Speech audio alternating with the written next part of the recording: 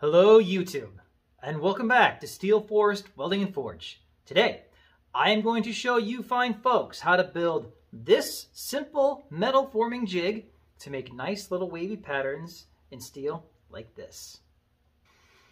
Okay folks, before we get started, I just want to cover a few quick things. First and foremost, thank you so much for your subscriptions, your ratings, and your reviews. This channel has made it to its first 100 subscriptions, which may not be much in the big YouTube universe, but it's a big stepping stone for me for getting this new channel up and going. So again, thank you from the bottom of my heart.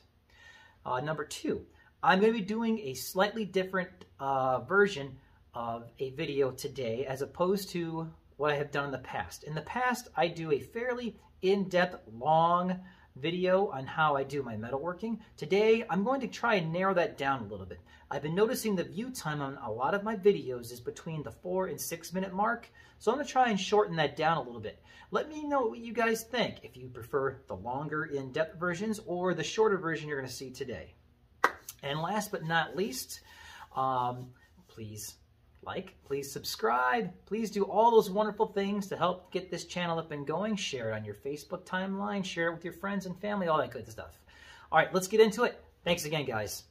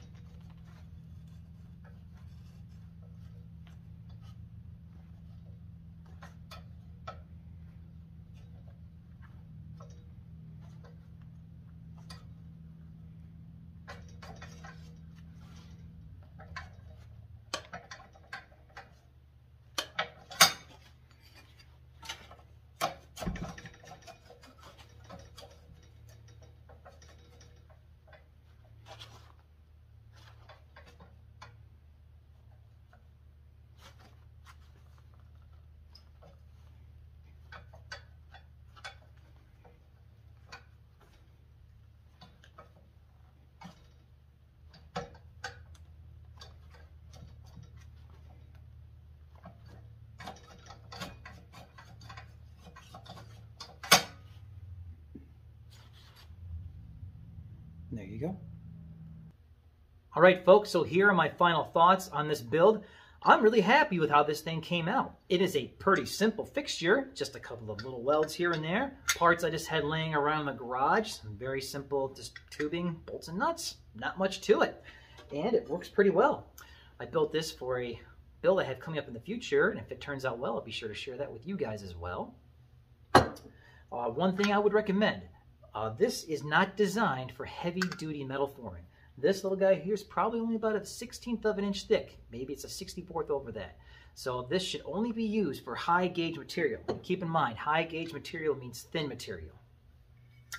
All right, guys, thanks for watching. Please subscribe. Please like my videos. Please do all that wonderful stuff to help get this channel up and going. And please let me know what you thought of today's video. If you prefer the long format videos or if you prefer the short-term videos. Thanks again for watching, everyone.